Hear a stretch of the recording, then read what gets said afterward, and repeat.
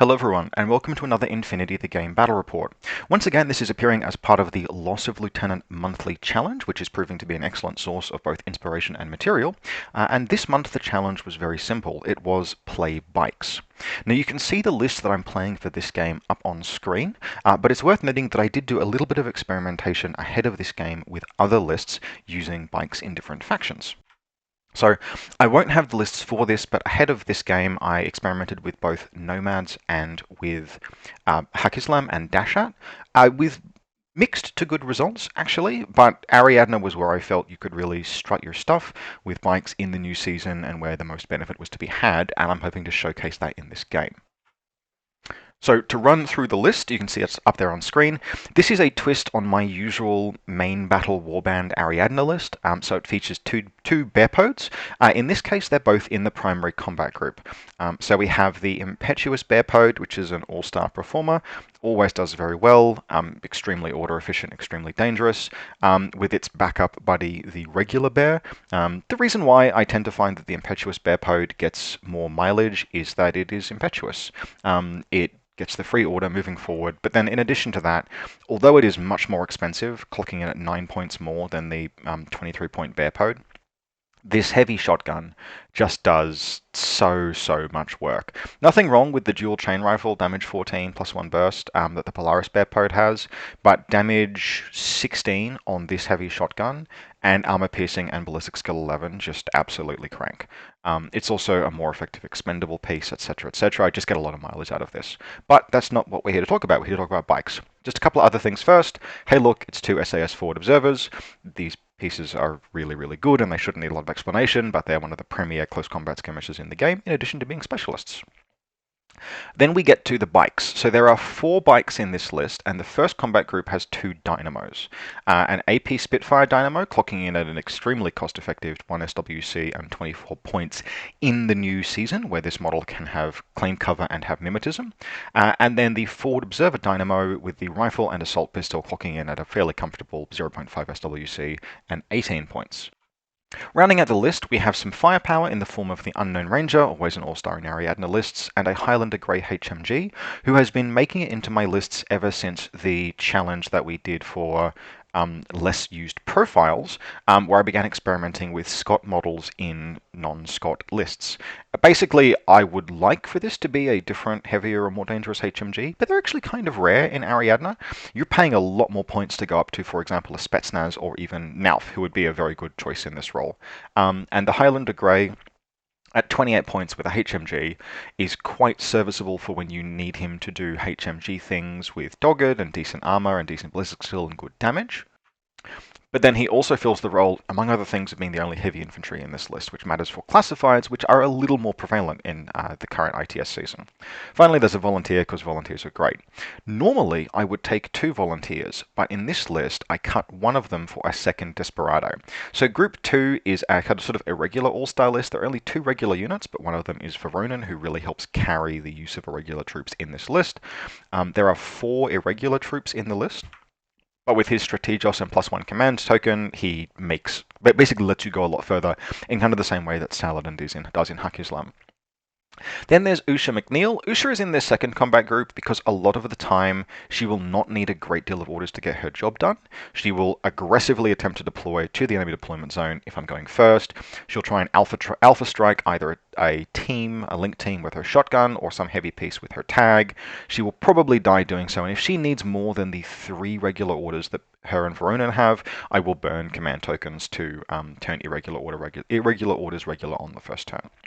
And if my opponent strips orders from this group, then I will probably just chill out somewhat more passively, and I will make a 11 order attack run with this monster group over here. And then Libertos, always an all-star in basically every vanilla list. It's very good. It costs limited points in SWC, and 2 Desperados, which are probably real beneficiaries alongside the Dynamos of the bike changes in ITS Season 13.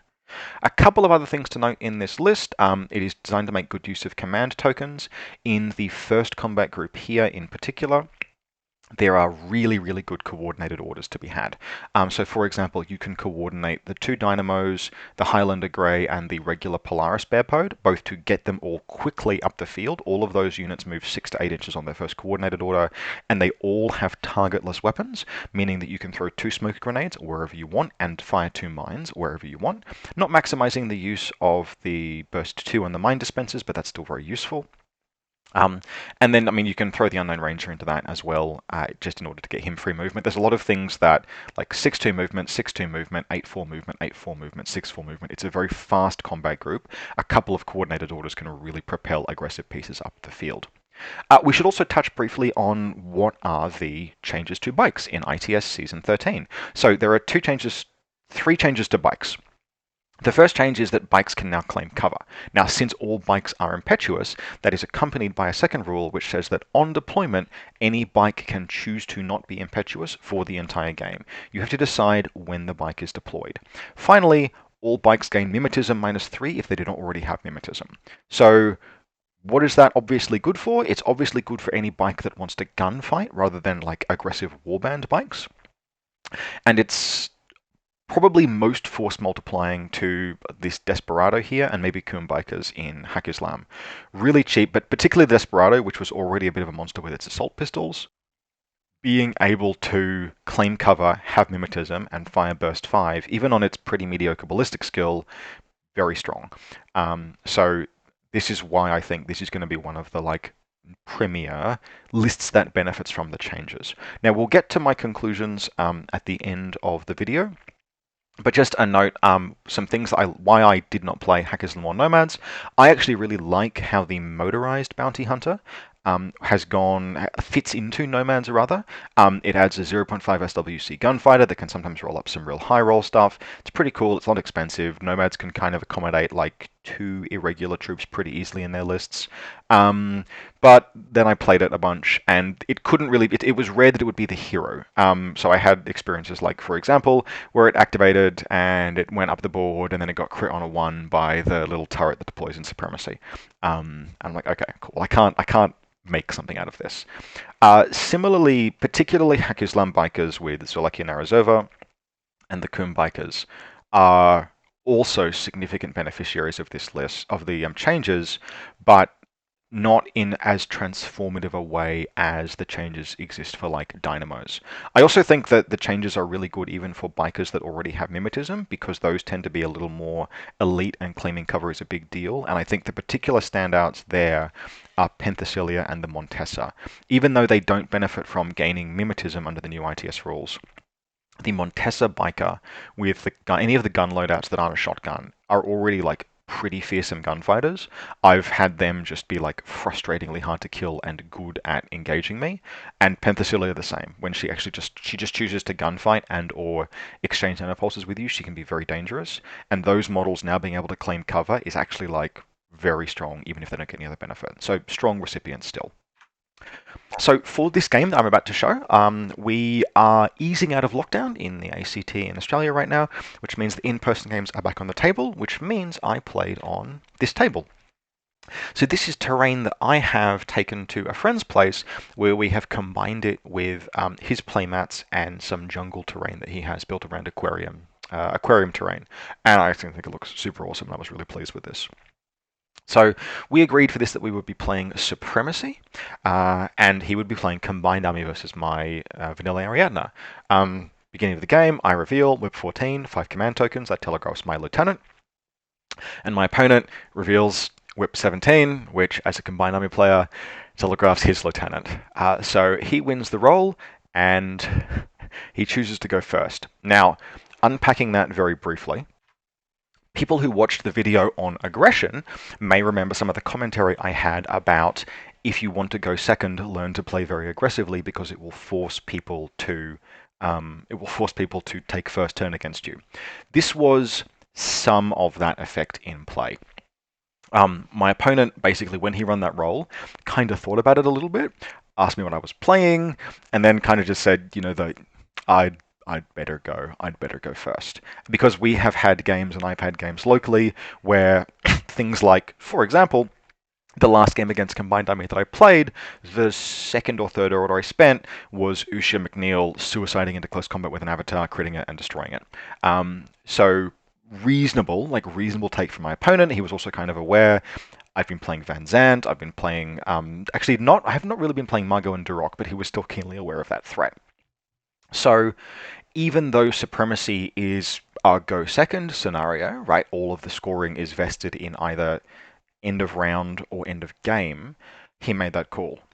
In addition, and to be totally fair, he's playing a fucking avatar list, and you wait until you see this order pool that he drops on the first turn, I'd probably go first in his shoes too. So there's just a lot to be said for simply choosing to be very aggressive.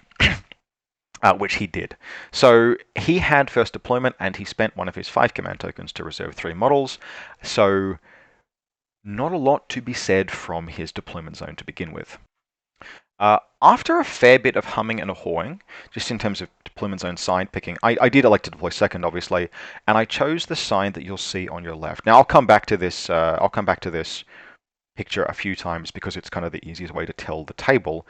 But there were a couple of reasons why. And the biggest one, honestly, was that if we bring up the chroma key here so I can draw, although there are more like buildings in this side of the deployment zone, they're in kind of lumps. Then they're not spread out, and there were fewer places to deploy bikes. I felt constrained early onwards if I picked this deployment zone, I would have to really cluster my deployment behind this big objective, behind this big building pair, which I did not want to do.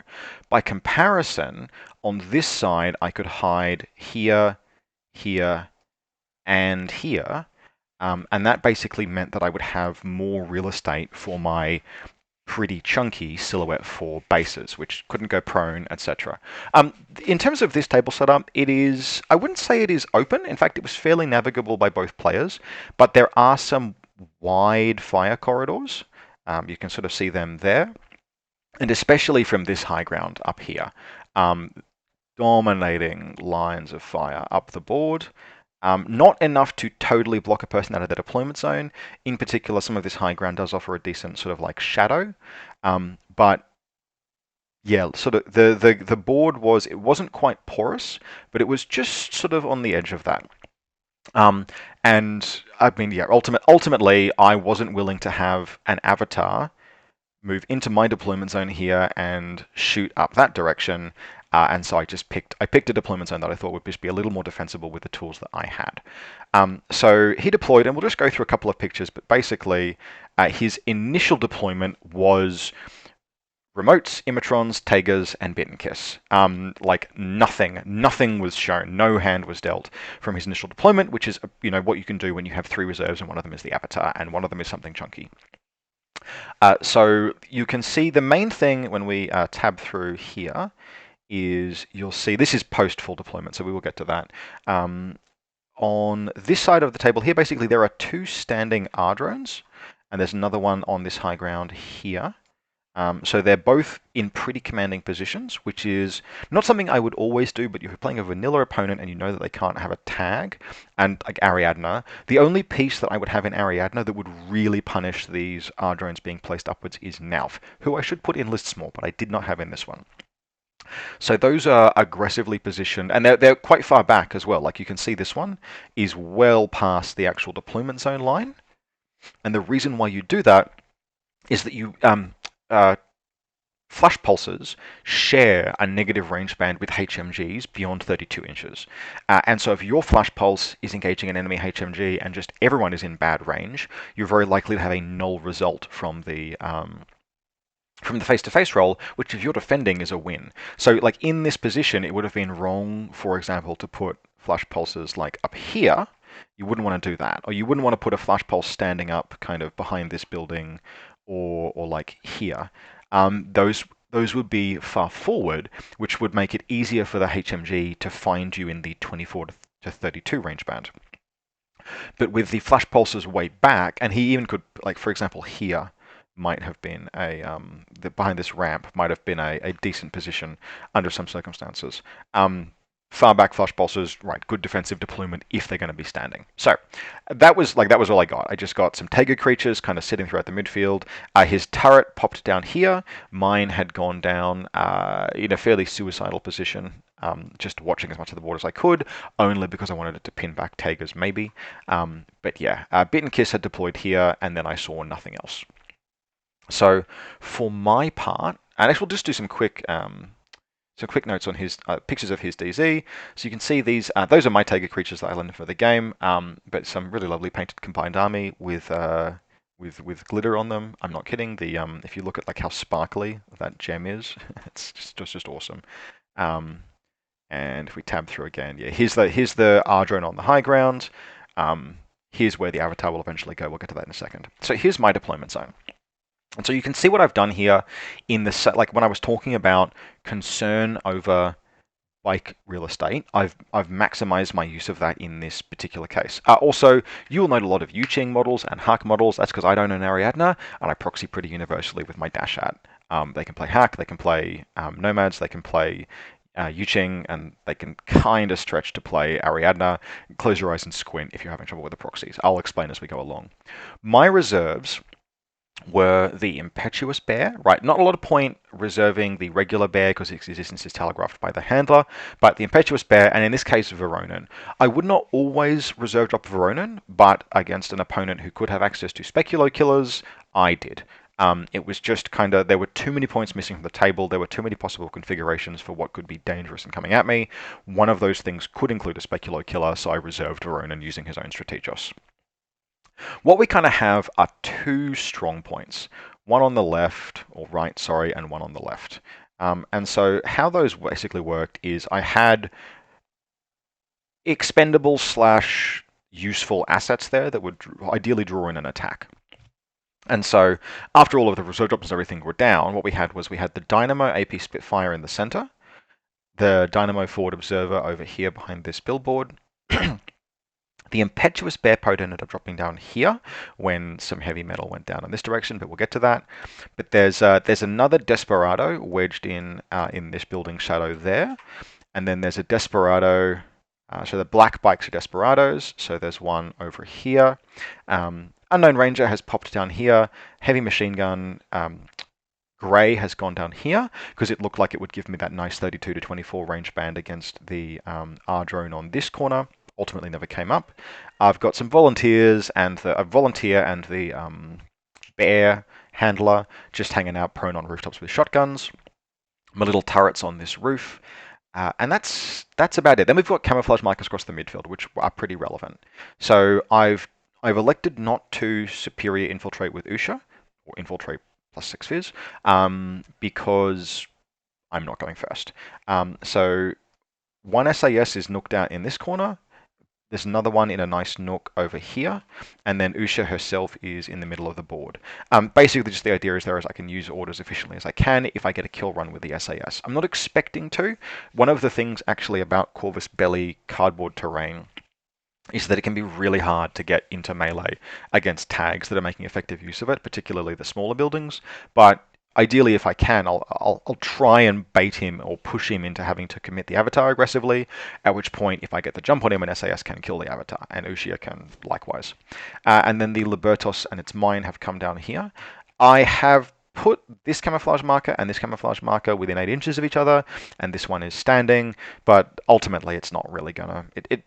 It serves no practical purpose other than habit because they're in different combat groups, and I reveal that to my opponent. So, my opponent's reserve drops are so the avatar, and it's sitting up in a pretty dominant position in the midfield. Again, if you look at how he's deployed on this building, the path to melee with him would either be manually climbing, which Bearpods can do, or it would be, say, Ushia is on this building up here, a camouflage marker, which he successes in SAS, would have to come all the way up and around here, and then up the stairs and into melee with the avatar. Now, among other reasons, actually, as a good habit in terms of using this terrain, I will often deploy I'll place the terrain with the staircases pointing inward towards the table. That actually tends to just encourage action anyway. Not just is it easy to get up onto them, but it's easy to get off of them. So if you've got like units up there or a link team, it's easier to both attack and be attacked. While still getting full benefit. It basically encourages action without encouraging like stagnancy from dominant gunfighting. But yeah, the Avatar has gone up there. Because he is not 100, he does a manual count of how many things he can see.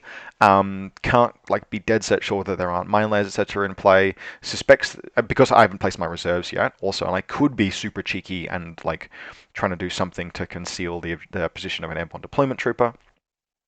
He deploys his Libertos and his mine here on the stairs.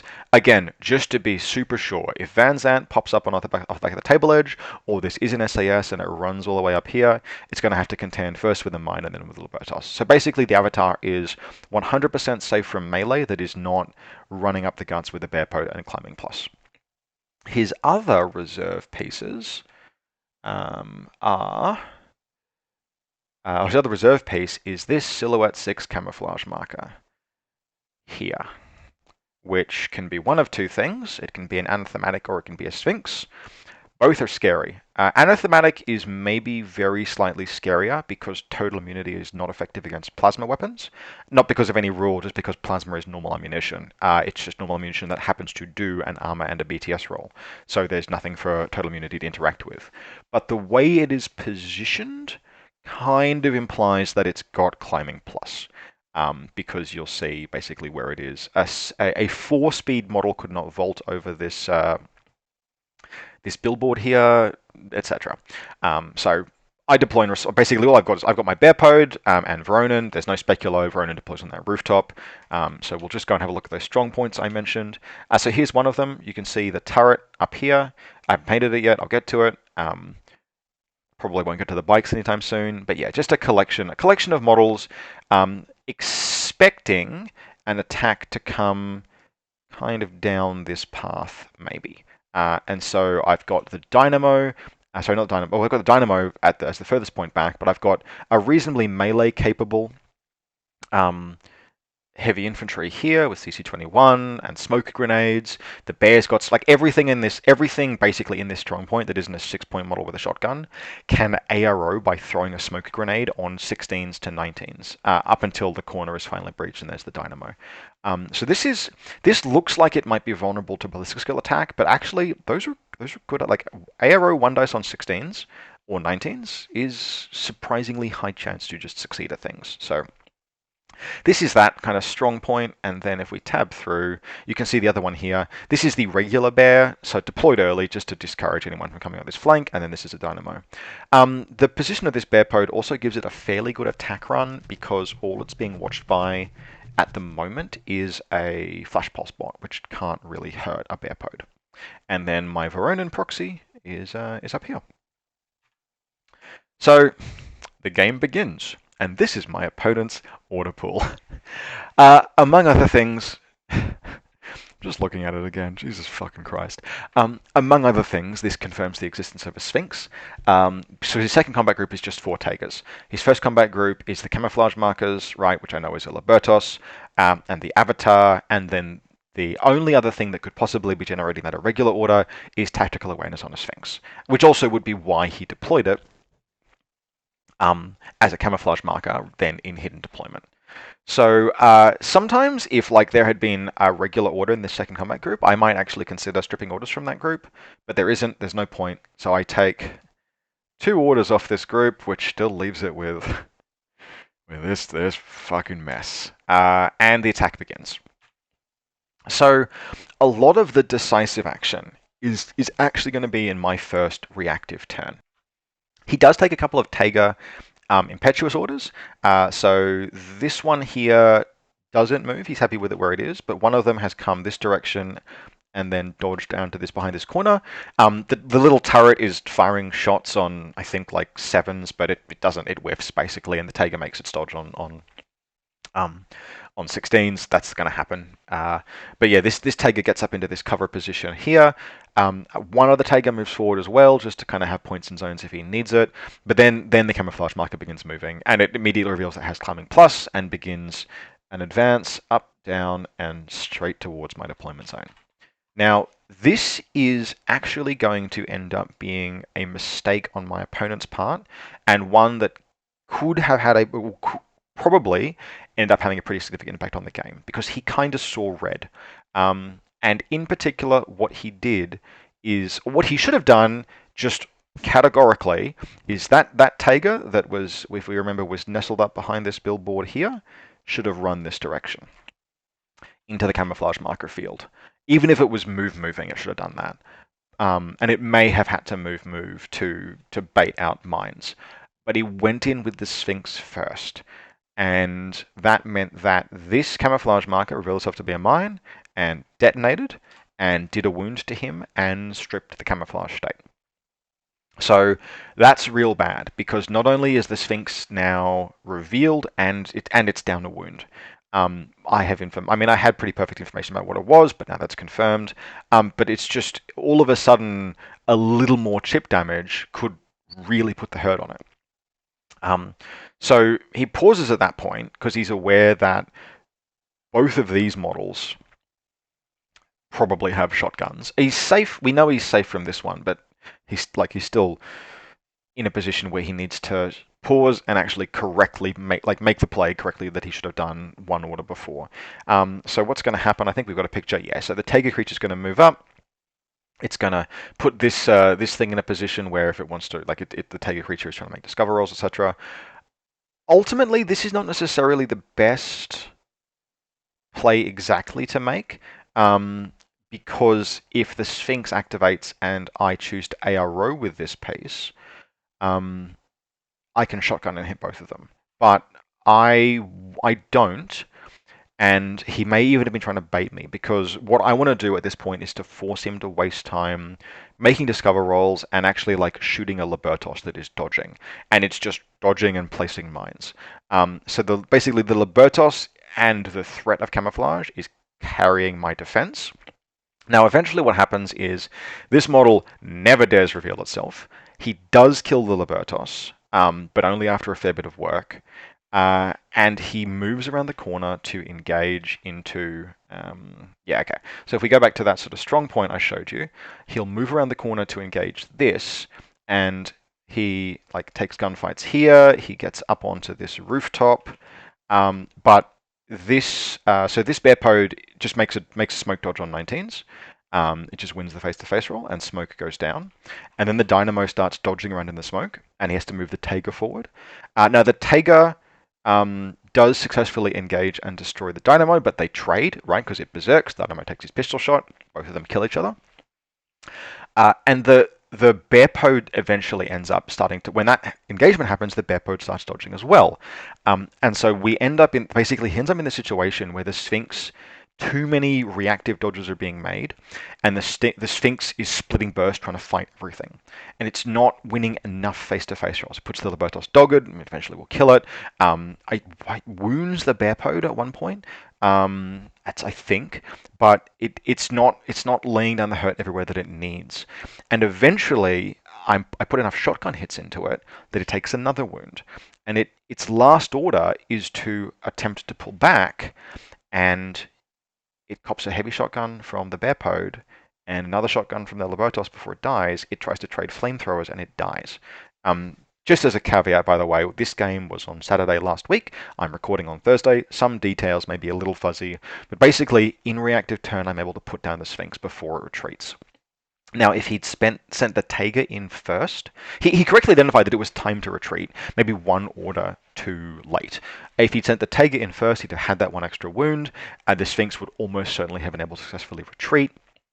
I would then have to deal with it in my active turn, but as it was, the Sphinx goes down in my reactive on the first turn. And a lot of that was just thanks to how this Desperado and this bear pod just being hard to kill in reactive. I think there was at least one engagement with the Desperado where it was taking smoke. It was where it was opposing. It was throwing a smoke grenade or dodging to oppose a Spitfire shot, and cover and mimetism carried it, which is a really big deal. So yeah, this strong point held basically.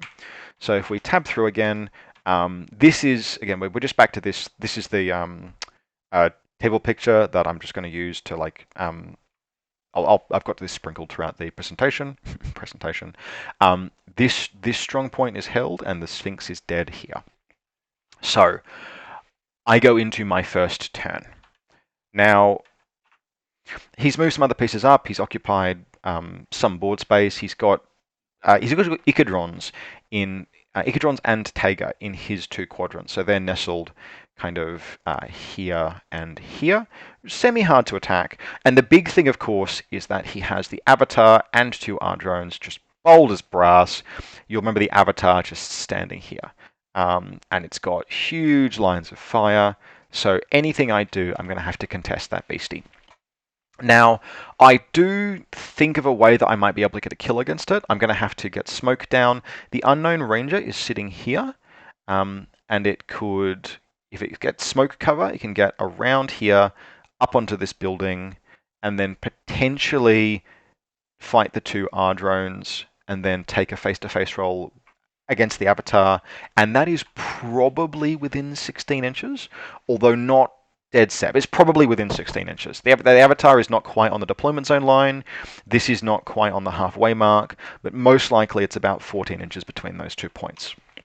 That would put me on 10s, the Avatar on 9s, which is, with an AP Spitfire and a lot of orders, is a pretty good face-to-face roll. The Unknown Ranger is tough enough to maybe survive a lost face-to-face against an explosive round, maybe, probably dies to a crit. Ultimately, because of the flash pulses and the smoke, and because it would not necessarily score me any scenario points, that is not the play that I went with. In addition, just as a kind of like learning point I'm trying to engage with, some of the other games that I play, I have bought Infinity habits into that are sometimes good and sometimes bad. And one of them is, in Infinity, it is very rare that a situation materializes where the status quo, if maintained, will result in a win. Because of how orders work and face-to-face rolls work, and the way Infinity encourages aggression, it's very, very rare in Infinity that passive play is a game-winning move. But there are games in which that is 100% the case.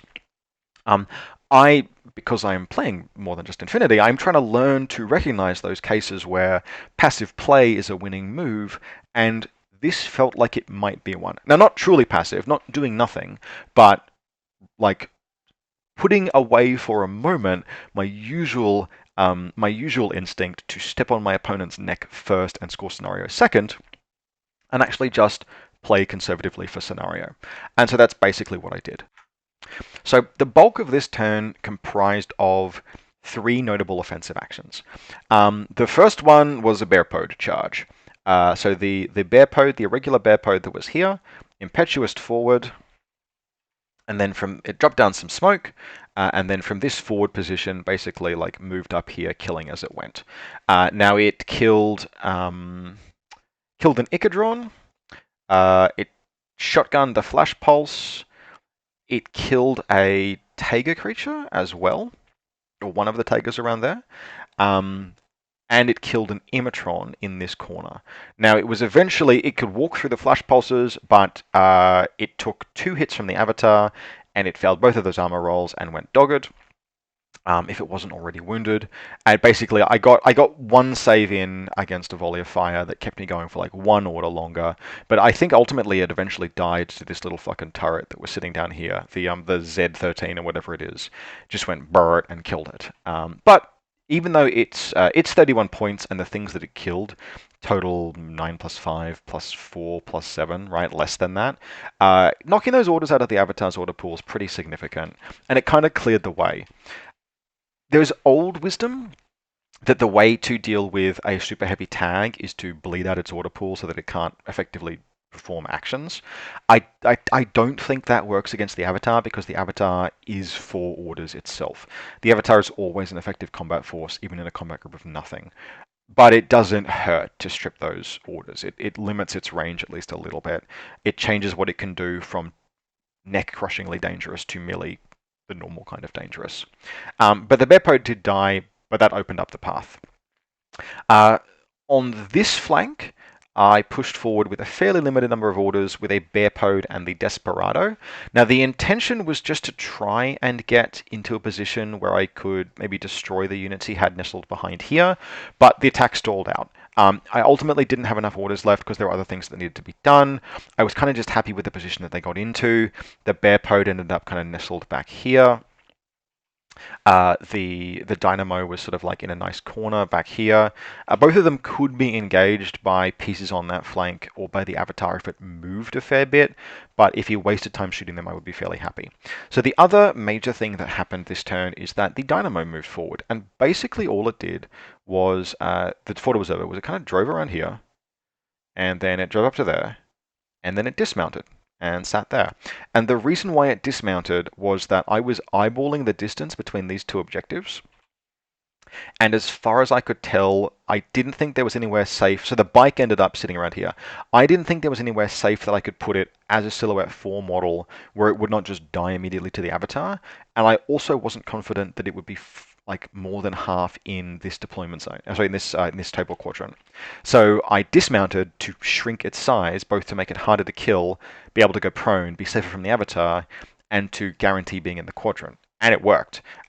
With the pieces here having been killed by the Bear Pode on its way through, 18 points was enough to secure that quadrant. And I had my SAS and Usha hanging out along the midfield. So I didn't score this point, but that didn't matter because I had more points than zones than my opponent. Cool. 2 points on the board, a few kills, good productive turn. And we've got a couple of pictures. This is where so here you can see the regular Bear Pode, the SAS hanging out behind it, and the Dynamo this is at the end of the turn, having failed to make contact with these assets behind this building here. That's an Icadron, you can see. And then here's the Desperado having moved up. There's the that blue orc is the HVT for this game, and there's the unconscious Icadron. So the Dynamo has just dismounted and moved up to there. That's just to get safely into that quadrant. So, resetting back to this extremely useful image again. Pictures will peter out from here, by the way, but there'll be a few more. We have a position where I have established status quo that favors me. So at this point, not only do I have 2 points up, and my opponent does not have a lot of specialists left, not that he had that many to start with. This was more of an every mission is annihilation list.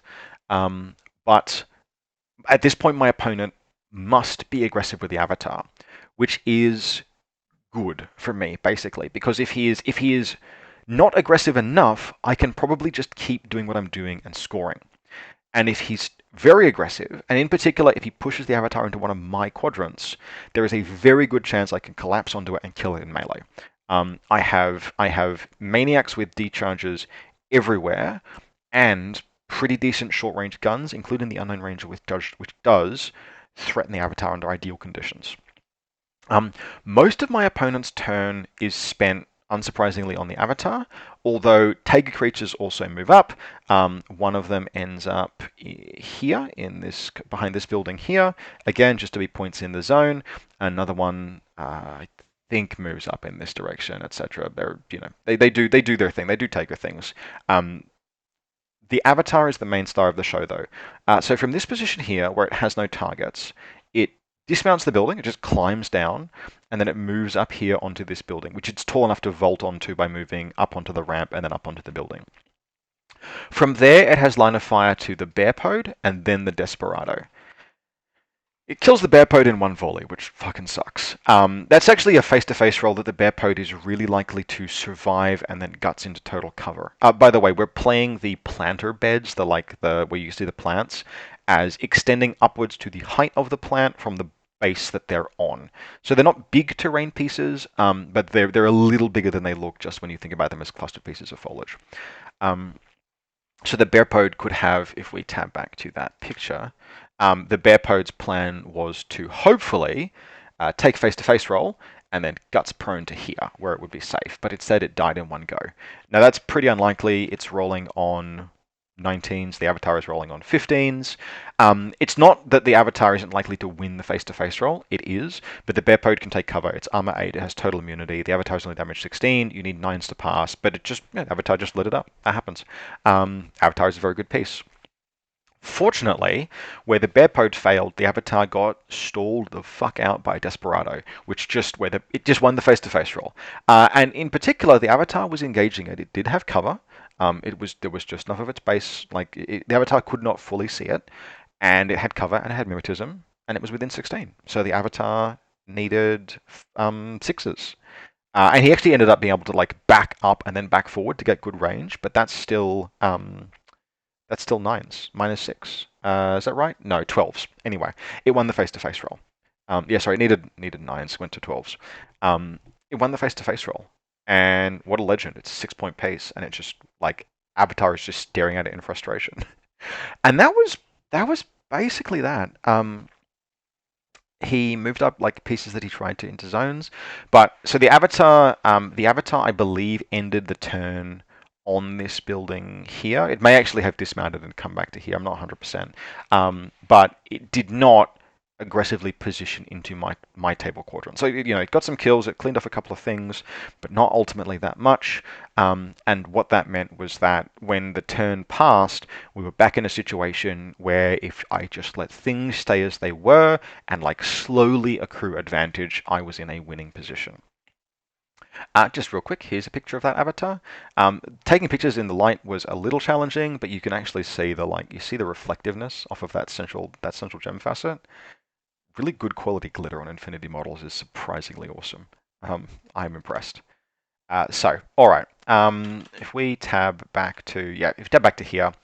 So the big play, and I hope you can hear the air quotes there, that I made this turn is literally I spent 7 orders, maybe not that much, but it was a lot, climbing while prone with a Desperado.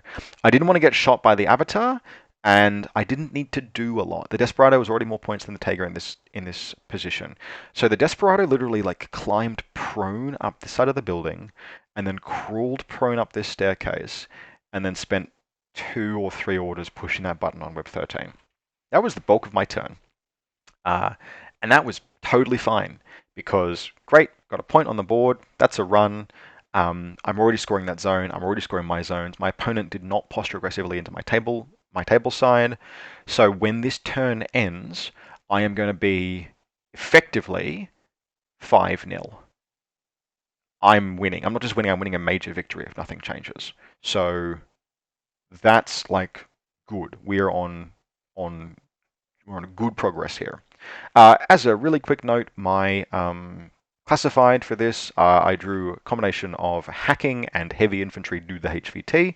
I never had enough orders to do that, and I wasn't going to secure the HVT at the end of the game, but part of the reason why the Scott was here was that it was hoping to be able to walk down here and then heavy infantry classified his HVT, but it never happened. I had other things to do. So here is that Dynamo, just chilling. That's just where she's sitting. I think she scored 1 kill in the process of doing that, because if we look at the line of fire here, remember that his Icadron and his Taiga were there and there, and I hadn't been able to close with him with the Desperado or the Bearpode, and I actually wasn't willing to activate the Desperado had been so annoying to his avatar that I just did nothing with it this turn, but the Dynamo actually took rifle shots into them, in the rear. She just took 3 shots into them and she killed them both. So fucking legend, rolling on 9s. This Dynamo Forward Observer was one of the heroes of the game. So she ended up there, and then passed turn to my opponent.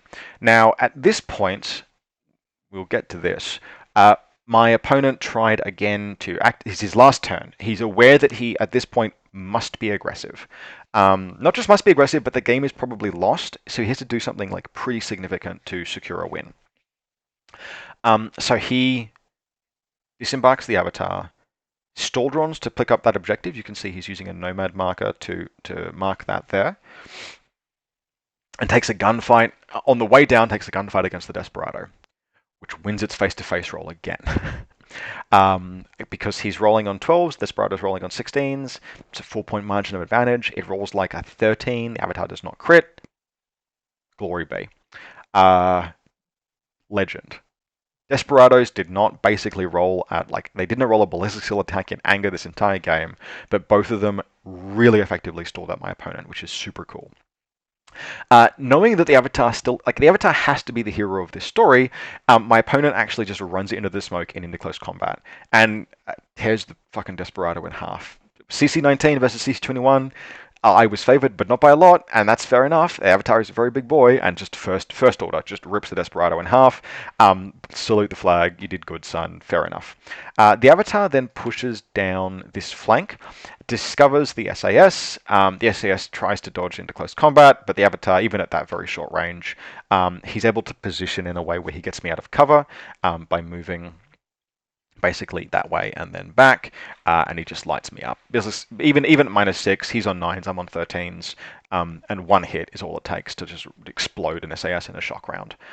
So that gets the Avatar into a position where it's here, and if we go back to my deployment zone picture, that lands it. It's behind this building here, so it's in this quadrant, and it's putting shots in this direction here. Now, I've moved the Unknown Ranger up at this point as a hedge to this location here. And the Avatar engages it. The Unknown Ranger is in suppression. His line of fire is tilted like that, so he is able to see. And Avatar wins the face-to-face roll, but does not kill the Unknown Ranger, drops him prone, but doesn't get any other, like, doesn't kill anything else apart from the SAS. But he is 137 points in this quadrant, and he still has, like, bits and pieces sitting around here. I think I may have told Porkies about a kill a while back, because I remember the Bearpode killed something. The regular Bearpode killed one thing with Specfire. Might have been the Taiga creature. The Icadron, it killed the Taiga creature with Specfire, and the Dynamo Forward Observer killed the Icadron with rifle shots on 9s. Cool. Anyway. Now, it is worth noting that in this position, the Avatar is not winning the game. All he's trying to do is make this, so best case scenario, because I've pressed one button and I've scored 4 points from quadrants. I'm on 5. If he scores more points from quadrants this turn, he'll get 2, and he's got 1 button pressed. So best case scenario, he's going up to 3, so 3-5. But that keeps the game to within narrow. And, like, he's also securing my HVT if I get the Dynamo killed, which would make the score 4-5. We're each contesting each other's HVTs right now. I don't have any particular intention of letting that be the case, and so we kind of get to work. There's not a ton more left to be done this turn, to be perfectly honest, other than to try and press some buttons. The Dynamo, unsurprisingly, stays where she is. This Forward Observer moves out to, it's not quite in the Avatar's line of fire, moves out to press this button. It does so. I think it takes 3 orders to press that. And then we make sure that we are scoring this quadrant. We make sure that we're scoring this quadrant. The Unknown Ranger takes 1 face-to-face roll with the Avatar, does not wound it, but he does make it guts. And then he moves down this direction. And all he does at that point is he just moves to here. There's a Libertos that's decamped and moved up to here. There are a couple of other pieces, but none of them are worth Unknown Ranger points. He just stands in the zone. Because he is on only one, he's on no wound cap, right? He's wounded. I am not game to try and, like, face to face with the Libertos. Not for a run on an objective. It's not worth giving up those victory points from guaranteed 2-point quadrants to maybe score us an extra scenario point from a console. So he just stays there. And basically what that means is that at that point, as things stand, the game is going to end 8-1 my way, because I control 3 quadrants and he controls 1, even with the Avatar. But if I kill the Avatar, I can score 1 more point, because I am securing... I have to do this in a few orders. I am securing this HVT with my Dynamo. So I try a few different things here. One of them actually happens before the Unknown Ranger face-to-face roll that I mentioned, which is this dumb little engagement here, which is Colonel Veronin stands up, and he's in zone of control range, so I guard him. I do not put a wound on him, and I actually stopped at that point, and I'm like, I could actually almost certainly kill the Avatar. Um, if, like, barring bad luck, if I have unlimited orders, but I don't. Vronin only has an APCCW. He's only likely to put a wound on the Avatar once every like 2 or maybe even 3 orders. And I just don't have 9 orders to spend killing the Avatar. Not when the Unknown Ranger had to get to certain places, I need to press another button. So in the end, what ends up happening is the Vronin has a go, but then the Unknown Ranger has to go and do things, and the Avatar guts back this way, out of range of guard, so Vronin ends up just standing there looking at him sternly. So we end up in a position where the last thing to have a go at it is that Dynamo Spitfire that has spent the entire game not being able to do anything because it is deployed a long way back. Guns around, makes it up to here, has a face-to-face roll with the Avatar, out of cover. It goes burr, Avatar goes burr back. We're at about like 15 inches in that face-to-face roll. Perfect. I win. I think I put 2 hits on him. He passes 1 save, he fails 1, but it's the last order of the game. So the Avatar ends up wounded. I put a knock on it, but it is functionally alive. It's in that zone. It's contesting my HVT, but in every other respect, the game ends 8-1 Ariadna's way. So that kind of brings us to conclusions, right? Like, how did I feel going back all the way to this list? What do I think, or how do I feel about this this as a list? I liked it. I liked it a lot, actually.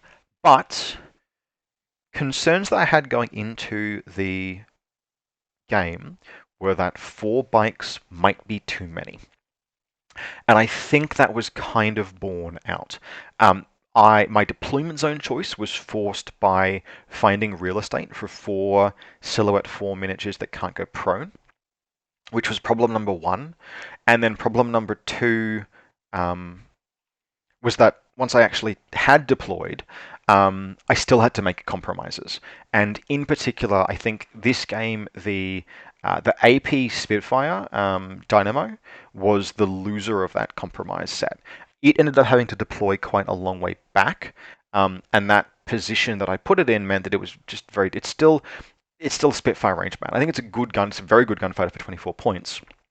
But this game, it ended up drawing the short deployment zone stick, which meant that it was stuck in the back of my deployment zone. And so it was always a long way from any action that it could affect, and it was just a regular order for the entire game.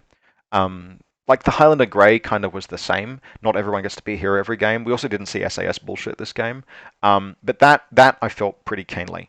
Now, that said, big winners, the Desperados were defensive champs.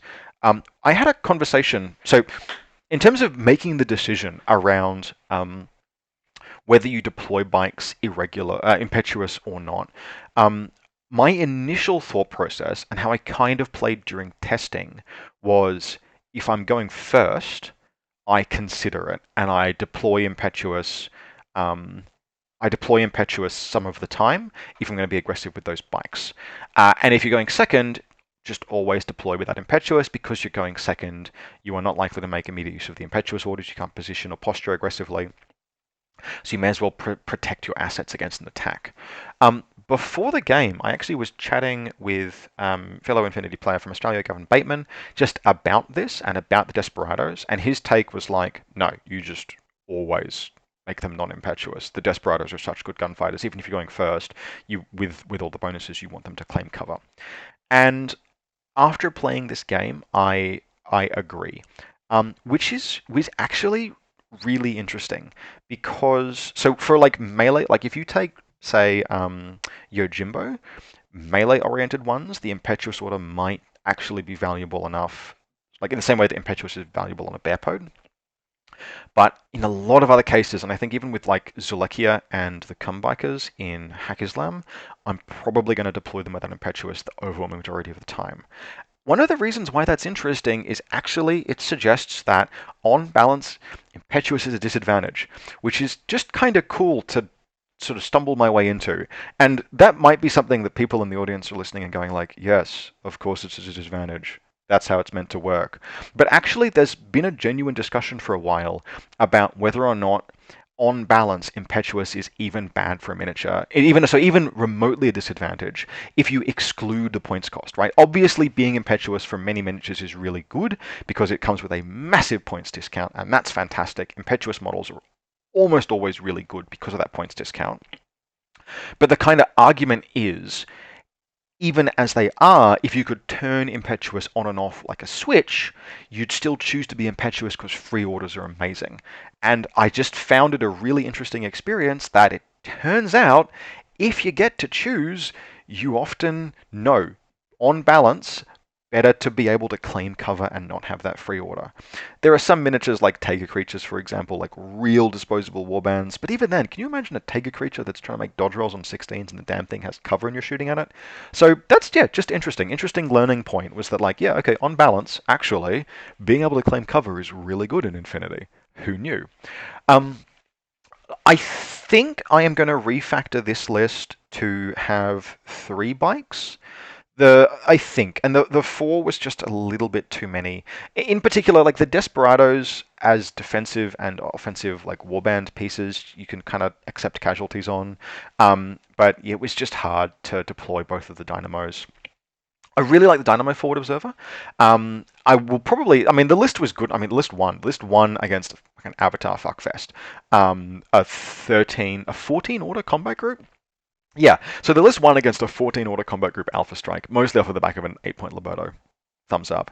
But like the Dynamos did really well, and the Dynamo Forward Observer I think is a real winner. The Dynamo AP Spitfire is like really good as well. I'm actually strongly considering Mavericks again, which was not something I expected either. But having now played the Dynamo Spitfire a little bit, I don't mind it. But Dogged is not quite the same value on a Spitfire-esque gunfighter as it is on like a shotgun trading piece.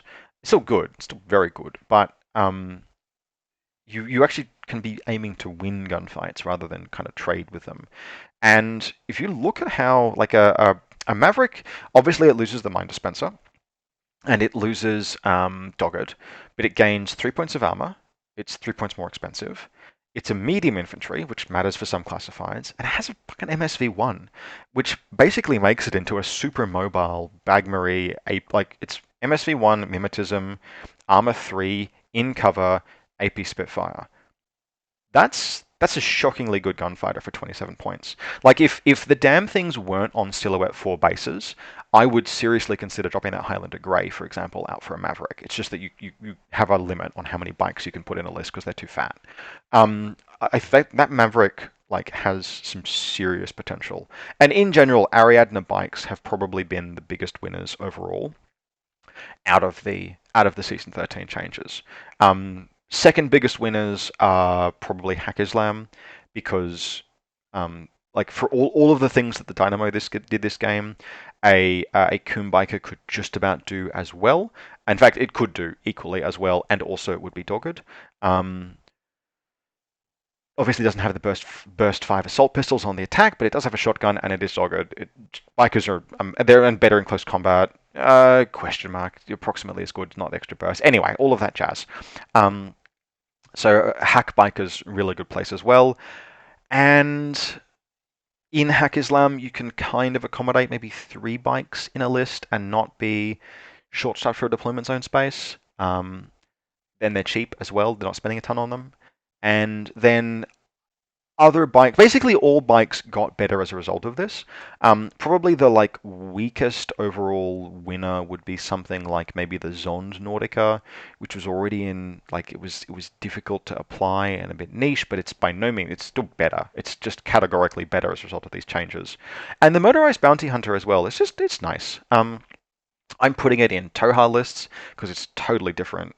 It's being proxied in that list by a Silhouette 4 base with a Symbio Beast and a Toha warrior on it, and sort of similar stuff like that. In Combined Army, less of a place for them in Combined Army where you already have such high quality troops in the 14 to 15 point bracket, and you have Taigas and Libertos in the lower point bracket. But it's still like very fine. You could easily put in the 8-point submachine gun biker in a combined army list, and it just goes into suppressive fire somewhere, and that's it. Maybe it moves as part of a coordinated order with Taiga creatures, and it goes into suppressive fire. But then, like one game in every 2 or 3, it rolls up a real gun with booty. and all of a sudden it's an 8-point model with ballistic skill 12 mimetism, 8-4 movement, and a multi-rifle, or HMG, or multi-sniper. So fun piece. Basically in any faction, it's just a question of actually accommodating it. So yeah, overall conclusions on bikes in this season. Buffed, obviously. Very good. Fortunately, self-limiting. Also, really interesting conclusion is how much you are often going to want to just give up Impetuous, which assuages one of the concerns that was expressed to me when the season first dropped, which is basically we have at least one local player whose least favorite thing in the game is just being suicided into with warbands. He plays lists that are like high, tight, and elite, but also null deploy, and throwing a warband into those can really like if you don't like Parvati Starmata kind of stuff. He can no sell you if he's just able to heal, but if you put genuine wounds into him, it can really suck. So what was interesting basically was that even on the offense, I think I'm going to take Impetuous less, which means that my bikes are higher quality, like my Kun bikers in Hackislam, for example, but they're going to suicide into opponents less. They're going to go deep a little bit less because they'll have one few orders to do it. They're just going to be much higher quality and harder to kill when they do so. So that's interesting as well. So that about wraps it up. As always, big thanks to Lost Lieutenant guys for posting these challenges. Also, just as a note to anyone who has made it this far, an hour deep into the video, I am continuing to use my existing headphone mic because it is very easy to do so, but some people did mention that the sound quality was a little bit limited. I have and can toy with a high quality Rode recording microphone. You just would need to be aware of the fact that it will pick up literally everything, including the buzz of my computer, tack of my keyboard, and the reason why I did not use it this evening is that you would also hear uh, my fiance's Louisianan friend enthusiastically describing how to make s'mores down the corridor up the other end of the house, and you all do not need to hear him say y'all so many times. Absolutely lovely guy, but the recording ambience would not have been right with the ultra high sensitivity Rode. So if you've made it this far in the video and you would like to hear me try a recording with the actual recording mic, make a comment. I am not expecting anyone to have made it this far deep, but if you did, congratulations. Look forward to hearing from you. Otherwise, hope everyone enjoyed this, and you will see me again soon.